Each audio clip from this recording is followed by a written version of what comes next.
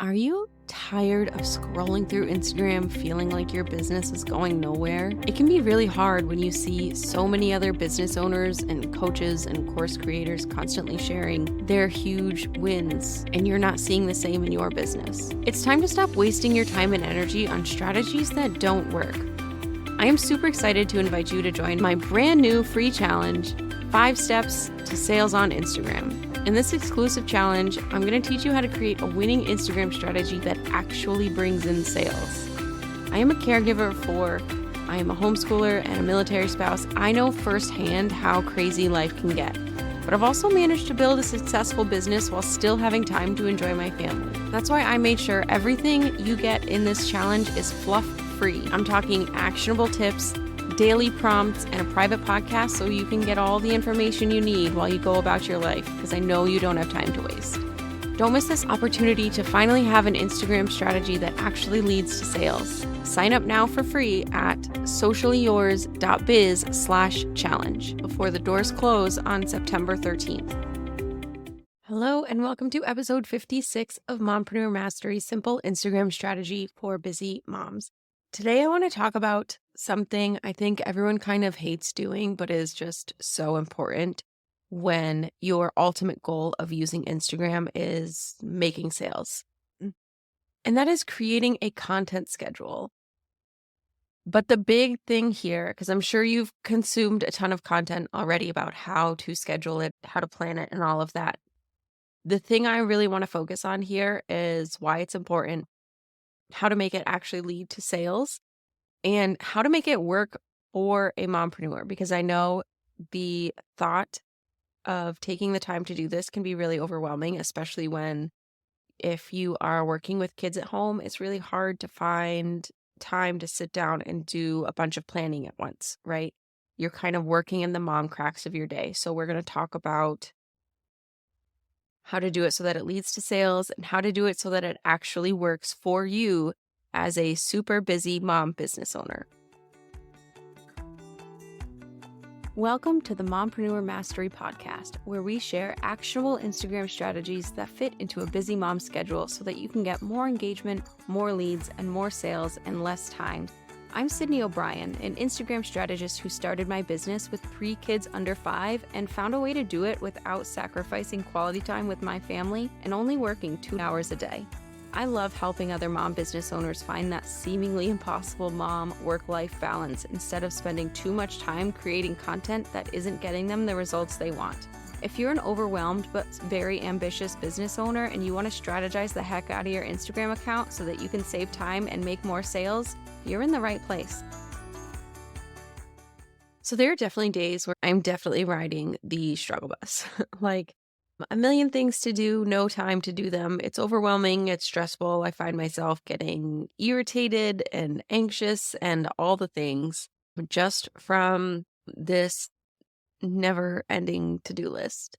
I really hate that feeling. I hate that overwhelmed feeling. It makes me super anxious. And when I get anxious, I get irritable. It's not cute. It's not fun for me or like anyone around me. And my goal with my business is always to support my family, right? I want to not only make money, but also make sure I can be there for my family when they need it. I don't want it to overrun my life. I don't want to get to that point where I'm anxious and irritable and not showing up for my family in the way that I should be. And the way that I do that is by planning ahead. Sounds boring.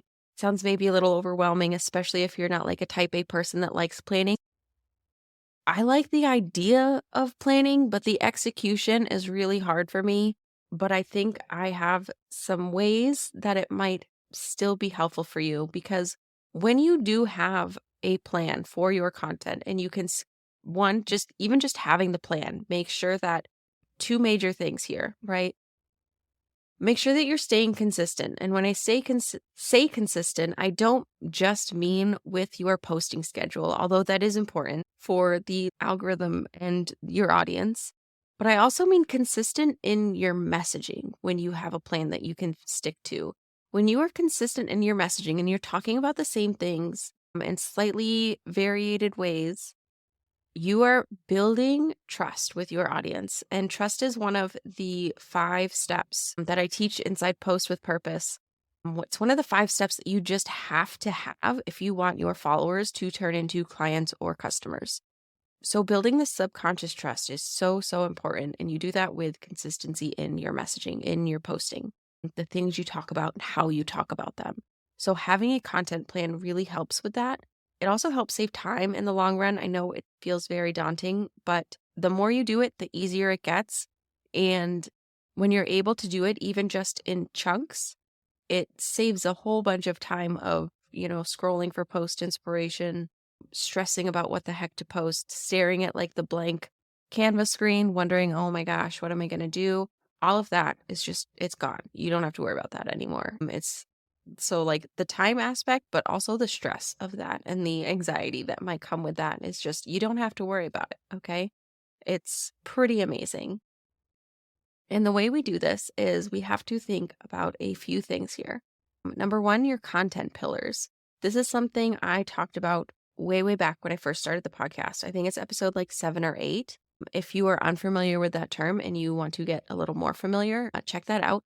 But it's basically like the main topics that you're going to talk about, but you want to make sure they highlight what is unique about you because for being honest, there's a whole bunch of people on Instagram, and a lot of them are probably doing the same thing you are. You have to stand out to your specific audience. What about you makes you different from the other people that do what you do in a way that will really attract and allow you to connect with your specific target audience? Keep that in mind when you are thinking about your content pillars. Okay, so you want to have somewhere between 3 and 5. And from there can be like different subtopics and like subtopics. That's totally fine. We're just talking like big picture. What the heck are you talking about? Okay, so that would be thing number 1. Thing number 2 is what step you're on in your Instagram strategy, right? So the thing I teach inside Post with Purpose, I use it in my content, I use it in my clients' content. It is this 5-step strategy for sales on Instagram. The steps are growth, engagement, connection, trust, and selling.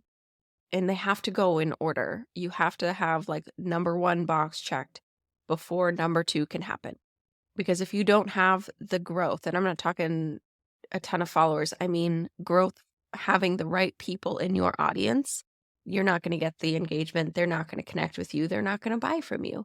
So you need to know which step you're on, which step you need to work on, and use that so that you can plan your posts accordingly so that they actually lead to sales, right? Posting without purpose, posting just to post isn't super helpful, especially when we do have a goal in mind. And the goal for us as mompreneurs, as business owners, is usually getting clients or customers or leads, right? All of that comes from having a strategy. And that's another thing that planning your content out ahead of time does for you. It makes sure that you can easily keep track of like what posts have what purpose to make sure you are reaching each step in your strategy, if that makes sense. So you can make sure you're getting those growth posts. You can plan out to make sure that you're getting the engagement posts, connection posts, that you're building trust, and that you're selling when you should be selling. If this is something you want to learn more about, definitely stick around until the end of the episode because I have a free thing that is definitely going to help you with that. So once you have identified which step of the strategy, and you can now post with purpose, you know what you need to work on, you know the goal of each post, because there should be one singular goal for each post, one very specific focus, one call to action. All of that should be very granular here. You don't want to do too much with a post. If you think about what state of mind people are in when they're scrolling Instagram, they're not looking for long paragraphs of, complex information. They're mindlessly scrolling, doom scrolling. Keep it short, keep it sweet, keep it super simple, and keep that one purpose in mind for each post. And the way I do it, because it is very hard for me to get a huge chunk of time to get work done because I'm home with my kids all day. It's very rare for us to have childcare or outside support in that way, is I break it down into different pieces. So in one sitting, I might just plan out what kind of post is going to go where. And I do this in Google Sheets, and I do this for not only Instagram content, it's all linked together with email marketing, with podcasting, all that stuff. But very general topic ideas, depending on like if I'm doing a launch, if I am want to sell something in particular, all of that comes into play. But I just sit down and I map it all out in like Google Sheets, just very general purposes and very general topics. And then, depending on if I have to fetch any snacks or mediate any sibling arguments, I will go back in and get a little bit more specific in the topics. I might put out some hooks. I might give a brief overview of what I want that post to look like put in a very specific call to action I want to use. Like, do I want comments? Do I want follows? Or do I want it to be a reel? Do I want it to be a carousel? Do I want it to be like a quote, like a single image post? Things like that. I will get a little bit more specific. And then if this is like too much planning for you, you can stop there and you've got like a great start. If like batch creating and scheduling just sounds like something that doesn't work for your brain, because we are a neurodiverse family, and I completely understand different people's brains work in different ways. So while there are benefits to this, it's going to look a little different from person to person just because of what works for you specifically. So if that's like too much for you, like stick with that. And you at least have a plan to go off of to make sure you're checking those boxes of consistency and messaging and strategy, right? So that you can actually get the sales you want from your Instagram. If you want to just completely take it off your plate, so it's like you can create and schedule and be done with it for a couple weeks or a month or whatever it is, from here, I would go and actually start creating the content. I will make it in Canva. I will type out a caption in Notes, or I will find an audio for Reels and put like copy and paste a link to it in the Google Sheet under the date that I want it, so that I can easily find it and make it and either schedule it or just post it. Now, for scheduling content, if you are scheduling a reel with an Instagram specific audio, not like you talking or anything, you can do it inside of Instagram. When you go to create the reel, go to the part where you put it, like type in the caption, scroll all the way down to advanced settings, and there'll be an option there for you to schedule it. Can be a little glitchy, as sometimes things with Meta are, which is why I also don't recommend using their scheduler like in Meta Business Suite. I use Metricool. It's probably like one of the most cost-effective, but also most robust scheduling tools because of all the platforms it connects to and all of the data it gives you. I've tried a whole bunch and it's my favorite, hands down. So if you're looking for one, definitely check that out. It also integrates with Canva. So if you're sharing a carousel or any kind of graphic from Canva, you can go where you go to download it, you can click more and connect it to Metricool, and it will just send the image and a caption over to Metricool, and you can schedule it there. It's super easy. I can schedule a month of content in like 10 minutes. It's pretty awesome. And then it's all automated and you don't have to worry about it. And you can just work on planning the next month whenever you need to, or the next week, however much you want to do. I try to do a month at a time for myself and my clients. But again, different brains work in different ways. And if you're new to this, don't bite off more than you can chew, especially while you're getting used to it. Just do what feels good, what you're able to. And then the more you do it, the easier it gets and the less time it takes as well, which is very nice. Another thing I want to mention here is the importance of repurposing content. And this can be, if you have long form content like a podcast or a blog, you can use that in your Instagram content.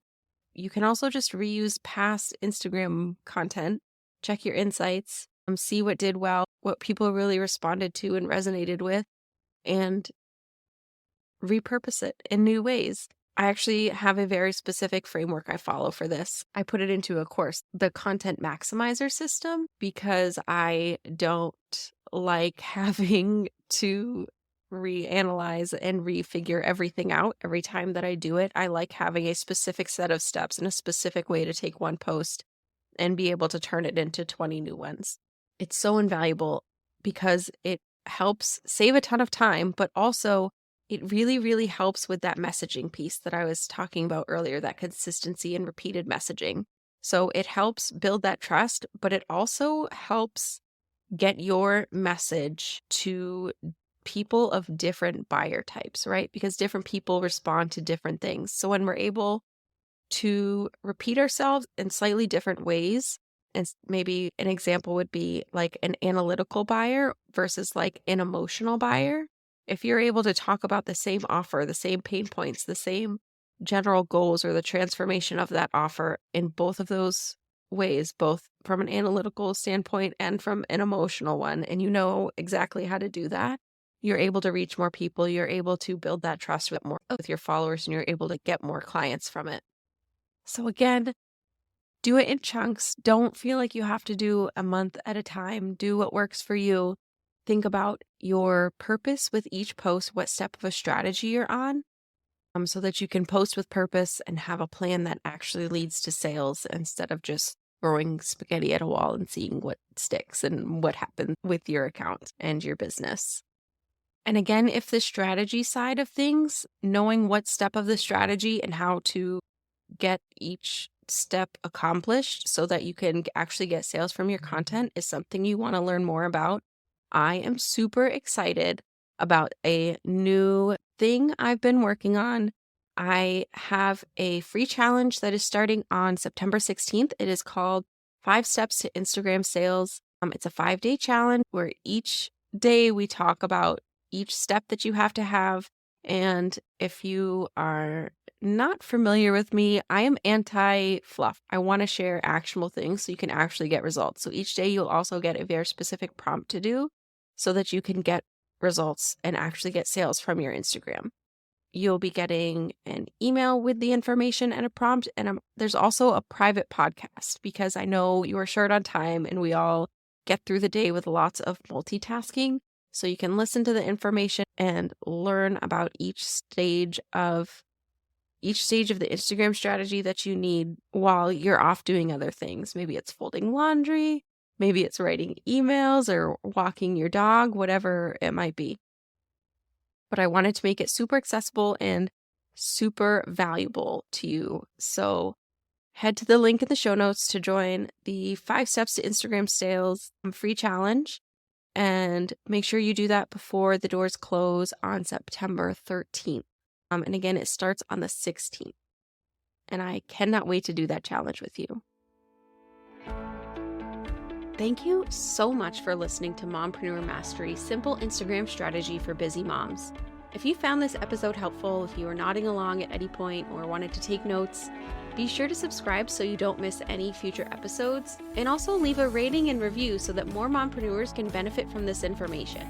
And don't forget to find and fix the gaps in your Instagram strategy so you can make more sales with the free quiz in the show notes. Thanks for listening, and I can't wait to be back in your earbuds next week. Hey mompreneur, did you know that the bulk of sales on Instagram happen in the DMs? It's true. That personal connection piece that I always talk about happens in those one-on-one conversations in DMs. That is why I made a training on how to strategize DMs so you can build that connection, nurture your followers, and sell to them in a non-cringy way. This strategy got me a 50% conversion rate on my last sale. Get access to the Cringeless DM strategy today for only $27 at the link in the show notes so you know exactly what to say and when to say it to get more sales on Instagram.